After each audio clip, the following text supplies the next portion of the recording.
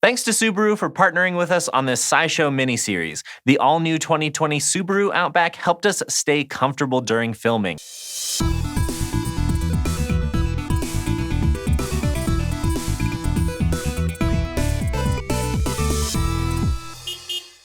Welcome back. We're in the middle of our three-part series exploring the geology of Olympic National Park. Last week we talked about Mt.Olympus, the tallest mountain on Washington's Olympic Peninsula. But now let's switch gears and talk about what happens to be one of my favorite stories around here. The story of an ancient island called Silesia.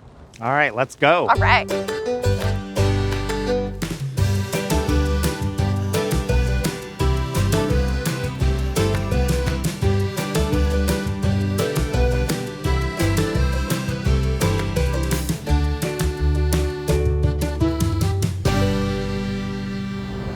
Here's a question for you. There are no volcanoes on the Olympic Peninsula, but there is a ton of basalt, which is a type of volcanic rock. So, how did it get there? Well, it wasn't the Cascades off to the east. Instead, scientists believe it got there because 50 million years ago, a volcanic island called Silesia collided with North America. The story goes like this. More than 50 million years ago in the Northeast Pacific Ocean, an island made primarily of volcanic rock appeared. Today, geologists call it Silesia. Silesia was attached to an oceanic tectonic plate, and over time, that plate moved, as they tend to do. Specifically, this one went east and was slowly traveling underneath the North American tectonic plate.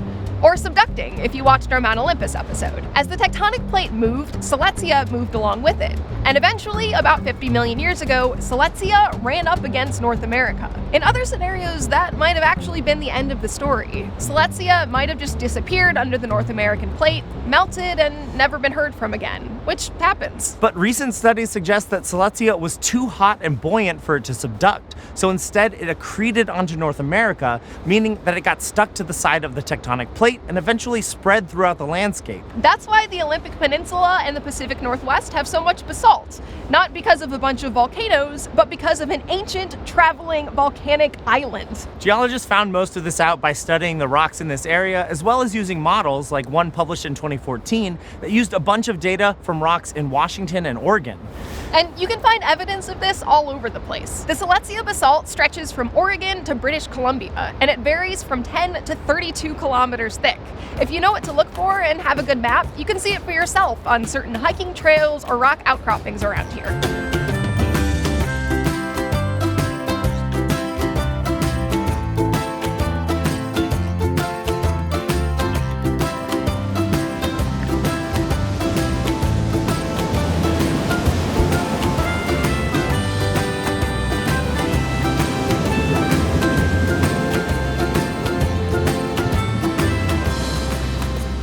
So this is all very cool, especially if you know the story behind what you're looking at. But there's one question that we still haven't answered.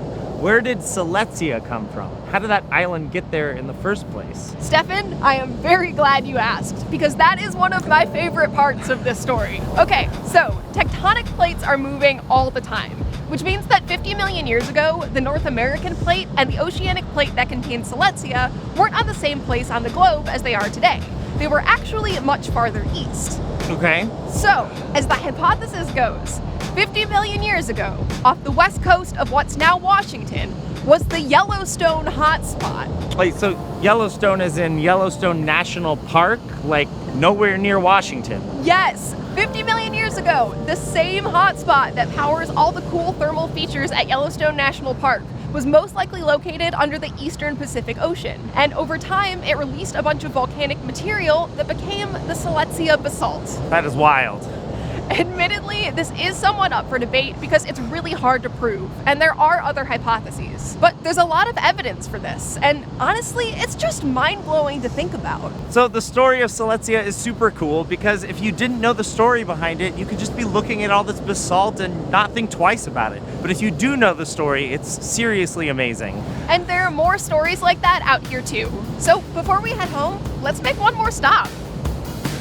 So before we wrap up, we'd like to give a huge thank you to Subaru for making this whole road trip adventure possible. When we filmed this series, it was early January, and we got a chance to take advantage of the Outback's symmetrical all-wheel drive, ground clearance, and of course, the heated seats. So thankful for those heated seats. Seriously, after a cold day of filming, it was so nice to get into a warm car. So if you want to find out more about the 2020 Subaru Outback, you can check out the link in the description.